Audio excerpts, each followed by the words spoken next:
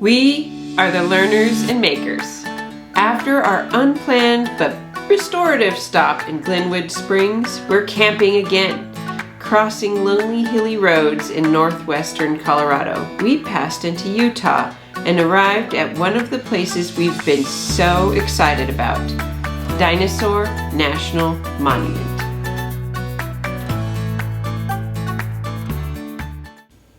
We were so excited to visit Dinosaur National Monument. Actually, I have to say, I feel like when we came up with this idea, it was like, okay, we're gonna go to Rocky Mountain National Park. Maybe we didn't even have that set. But Anthony was like, we're going here. We're going to Dinosaur National Monument. So it was one of the first thing, and I kind of was like, okay, whatever. Sounds interesting, but it was one of the first things on our list. Dinosaur National Monument. What more do you need?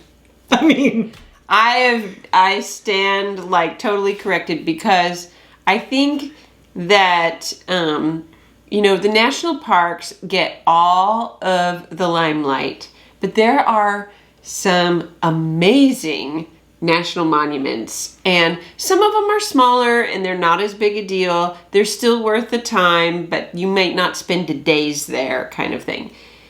Dinosaur National Monument, we spent 4 nights. Yeah. And it was worth it. And the scale of a place like this is staggering as well. It's not just you have like, oh, there's a cool visitor center. There are so many places that you can see, so many different hikes, so many cool features. We've got a couple we're going to talk about, but the national monuments are like, you hear about a place that's really cool and everyone goes there, and they go there because it's awesome. But then there's often another place that's just a little unsung, a little out of the way, and you go there and it's as cool or even cooler. That's a lot of the national monuments, especially somewhere like Dinosaur. What did we find?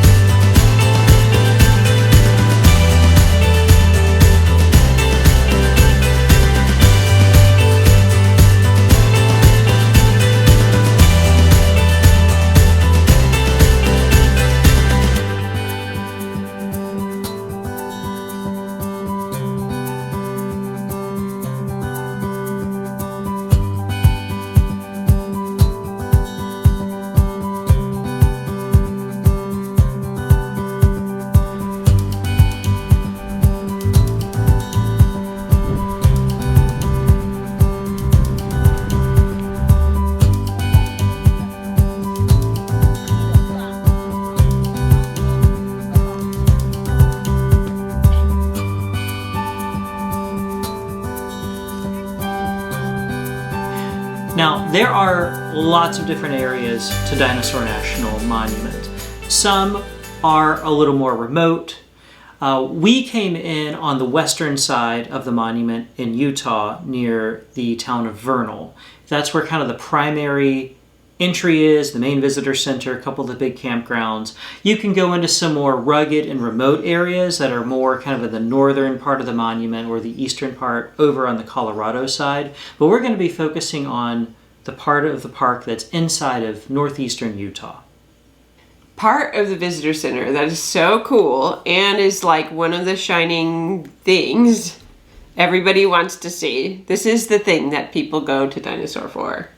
Is it has an open quarry that is only partially dug out so that you can see how the bones of a dinosaur look as they're in the ground, because they do not look like a skeleton all neatly put up like a museum has. They're very jumbled up. Well, it's the difference between, like going into a museum and seeing that amazing dinosaur skeleton and imagining what it looked like.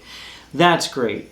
Now imagine a box that is not a jumble of pieces for one puzzle, but like 20 different puzzles, and someone poured in a bunch of mud. Yeah. And there's no cover. There's no box top.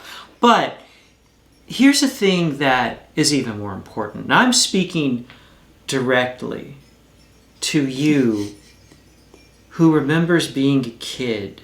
The dinosaur lover. Looking through your dinosaur books and figuring out how to say the names and wondering what it would be like to ride a triceratops or how many stegosauruses you could have as a pet. I might not be the only one. Now imagine getting to reach into history and actually touch those fossils. Yeah. That's why I was so adamant that we were going here.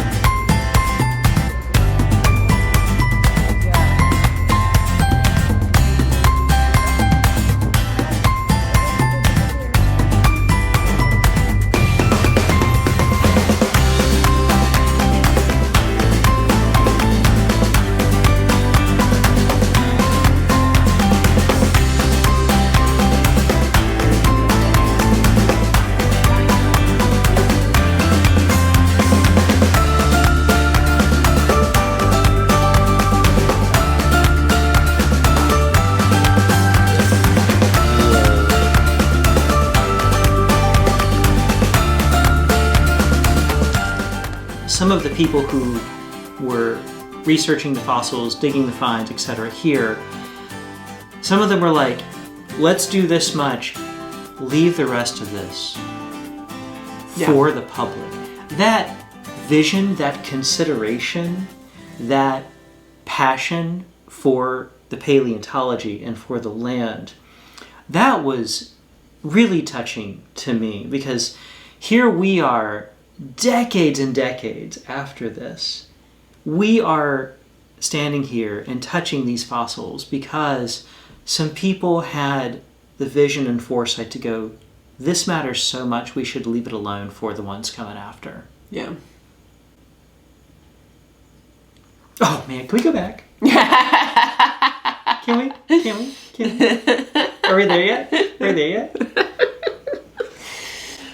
Now, I have to say, I like the dinosaurs. I like to touch wall and everything. I know, you are not a former 5-year-old boy, I understand. Well, I just, boy or girl, whatever, but I wasn't a huge dinosaur person. So, it was amazing. But Dinosaur National Monument is even worthwhile just for the amazing outdoor experiences as well. Mm-hmm. My favorite, and maybe this is my own nostalgia, is that we hiked a box canyon. And I, growing up in New Mexico, remember hiking other box canyons, and so it took me back to my childhood, and the kids were fascinated with the fact that their voices echoed so much in the box canyon. Box Canyon hike on a gorgeous Utah summer day. Sandstone and boulders and juniper and sage. And sand. And your children obsessing over echoes.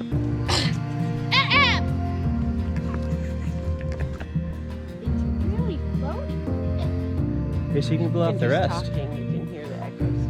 Yeah. Can you blow off the rest of it, Connor? Woo. Ta-da!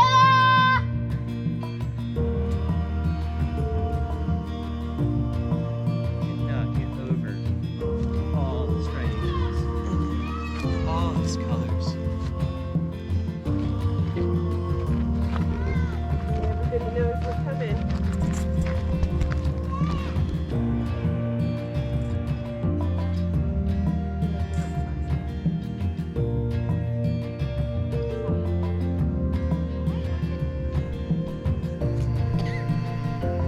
Mama! Look at me! Wow. Huh. Things I might have only been half completed. The person who doing it probably fell down. That is hard to say. I thought they fell down. Now I have conquered it 3 times. It's so sand here. It's so tiny, soft. Feel it fast. Daddy, come over here and feel the sand. It's really fine. It is everywhere! Oh, yeah, it really is. Try it again, guys. See if we can do it together. Hello! 1, 2, 3. Hello! It's also very dusty. See the porosity of the sand. The flex. And look at these little things in the sand. Huh. Hello! All along the way, too, along the drive, there are several places where you can stop and see petroglyphs, which is also something I grew up seeing quite a bit of, kind of being in the Southwest region. And so that also felt like this little piece of my childhood that I was getting to share with the kids. Well, and the wonderful thing about the petroglyphs, as we were all standing there and looking at these, is just how we all start talking about who were the people who made these, and what were they trying to convey? Why did this matter to them to communicate this? They're the sorts of questions that there are no definitive answers. Yeah. Hmm. Okay, where's it? And the visitor center too, there's only one spot that has a wizard. And I don't sorry. They show up, but I don't think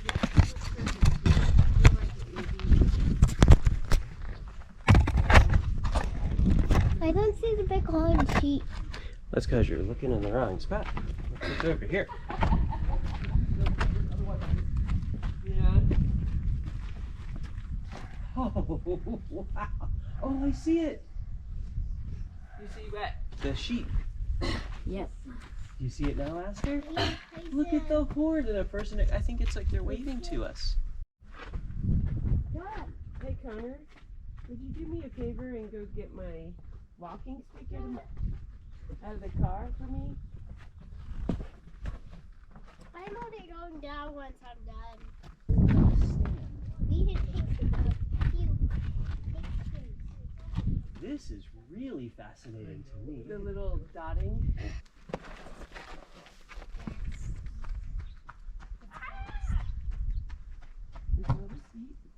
My walking stick's on the floor on my side. Yes, this one. I've always wanted to see this sort of thing. All right, let's go. We're going back. See you in Utah.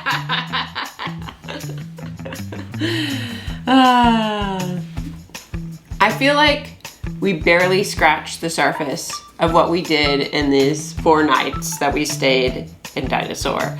And so we will be sharing more. We went into Vernal, we spent time there, and we did more in the National Monument. And we will be sharing more on Instagram at Learners and Makers, and we will be sharing more details on our blog At learnersandmakers.com. Of course, you can also subscribe to the YouTube channel here, ding the bell so that you get notifications for every video we put out. We are so thankful for all of our subscribers, and we're thankful you're here on this journey with us. We'll see you next time. Bye.